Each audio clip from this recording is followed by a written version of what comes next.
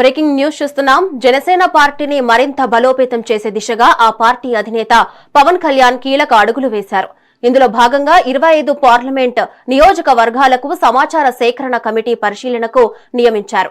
Party పదవుల కోసం ఆశావాహుల నుంచి దరఖాస్తులను స్వీకరించేందుకు ఈ కమిటీ పనిచేస్తుంది. ఈ నెల 29 నుంచి సమాచార సేకరణ ప్రక్రియ అధికారికంగా ప్రారంభం కానుంది. తరలివచ్చే అన్ని దరఖాస్తులను పవన్ కళ్యాణ్ స్వయంగా పరిశీలిస్తారు. నిబద్ధత గల నాయకులకు చోటు కల్పించేలా తుది నిర్ణయం పార్టీ అధ్యక్షుడే తీసుకుంటారని జనసేన వర్గాలు స్పష్టం చేశాయి.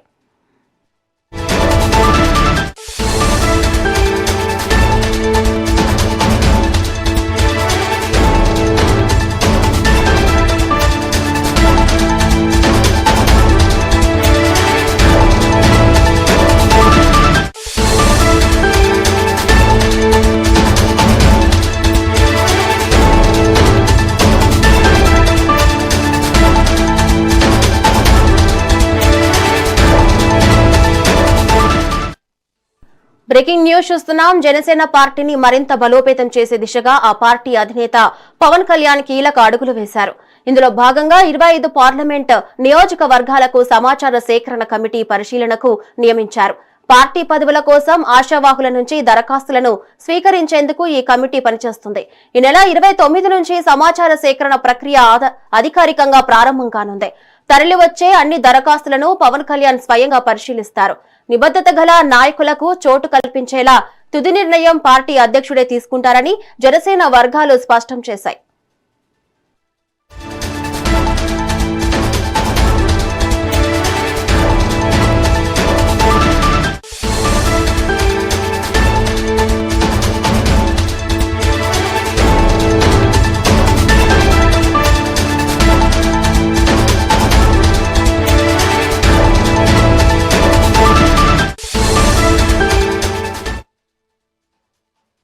బ్రేకింగ్ న్యూస్ చూస్తున్నాం. జనసేన పార్టీని మరింత బలోపేతం చేసే దిశగా ఆ పార్టీ అధినేత పవన్ కళ్యాణ్ కీలక అడుగులు వేశారు. ఇందులో భాగంగా 25 పార్లమెంట్ నియోజకవర్గాలకు సమాచార సేకరణ కమిటీ పరిశీలనకు నియమించారు. పార్టీ పదవుల కోసం ఆశావాహుల నుంచి దరఖాస్తులను స్వీకరించేందుకు ఈ కమిటీ పనిచేస్తుంది.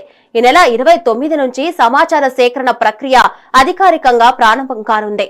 తరలివచ్చే అన్ని దరఖాస్తులను పవన్ కళ్యాణ్ స్వయంగా పరిశీలిస్తారు. నిబద్ధత గల నాయకులకు చోటు కల్పించేలా తుది నిర్ణయం పార్టీ అధ్యక్షుడే తీసుకుంటారని జనసేన వర్గాలు స్పష్టం చేశాయి.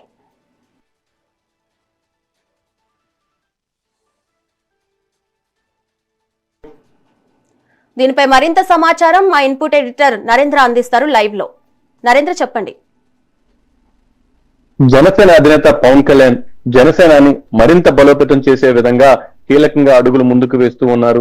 దానిలో భాగంగా ఏదైతే పార్టీ కోసం మొదటి నుంచి పనిచేసిన వాళ్ళు, పార్టీ కోసం ఇంకా సమర్థవంతంగా పనిచేయాలనుకున్న వాళ్ళని సరైనటువంటి స్థానాల్లో నియమిస్తే వాళ్ళు ఇంకా పార్టీని బలంగా ముందుకు తీసుకువెళ్తారంటూ కూడా పవన్ కళ్యాణ్ నమ్మి దానికి తగిన విధంగానే మొత్తం కూడా సిద్ధం చేసుకుంటూ ఉన్నారు. దానిలో భాగంగానే ఇప్పటి వరకు మొదటి నుంచి పార్టీ కోసం ఎవరైతే పనిచేశారో వాళ్ళందరినీ కూడా కీలకమైనటువంటి స్థానాల్లో నియమించేందుకు వాళ్ళ దగ్గర నుంచి దరఖాస్తులు తీసుకోబోతూ ఉన్నారు. దానికి సంబంధించి ఏదైతే సమాచార సేకరణ కమిటీని కూడా ఇటు పవన్ కళ్యాణ్ ఏర్పాటు చేయడం జరిగింది. ఆ కమిటీలో మొత్తం 25 మంది సభ్యులు ఉంటారు. 25 పార్లమెంట్ నియోజకవర్గాలకి ఒక్కొక్క నియోజకవర్గానికి ఒక్కొక్క పరిశీలకుని ఏర్పాటు చేశారు.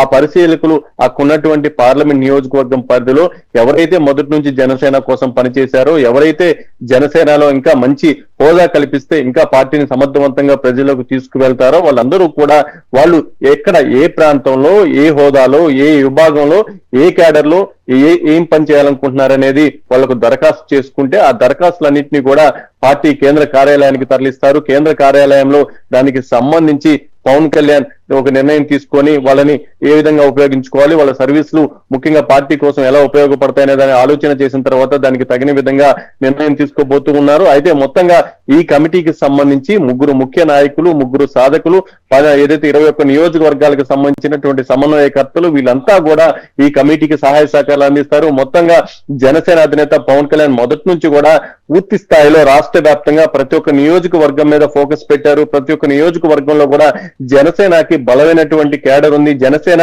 మొదటి నుంచి కూడా ప్రతి నియోజకవర్గంలో కూడా కీలకంగా వ్యవహరిస్తూ ఉంది. అలాంటి జనసేనకి ఆ నియోజకవర్గంలో పార్టీ కోసం పనిచేస్తున్నటువంటి నాయకులు ఎవరైతే ఉన్నారో వాళ్ళని ప్రోత్సహించి మంచి స్థానాల్లో ఉంచితే వాళ్ళు ఇంకా కూడా పార్టీని సమర్థవంతంగా ముందుకు తీసుకువెళ్ళగలుగుతారంటూ కూడా అనేక మంది ఇప్పటికే పవన్ కళ్యాణ్ దృష్టికి తీసుకువచ్చారు. పవన్ కళ్యాణ్ కూడా దానికి తగిన విధంగా సరైనటువంటి సమయంలో నిర్ణయం తీసుకుంటానంటూ ఇప్పటికే అనేక సార్లు మాట్లాడారు. అయితే ఇప్పుడు ఒక పక్క జనసేన అధినేత పవన్ కళ్యాణ్ కూడా వేగంగా అడుగులు వేస్తూ ఉన్నారు. ఇప్పుడు దేశ రాజకీయాల్లో జనసేన ఎలాంటి కీలక పాత్ర పోషిస్తుందో మనం చూస్తున్నాం. రాష్ట్ర రాజకీయాలు అయితే మనం చెప్పుకోవాల్సిన అవసరమే లేదు.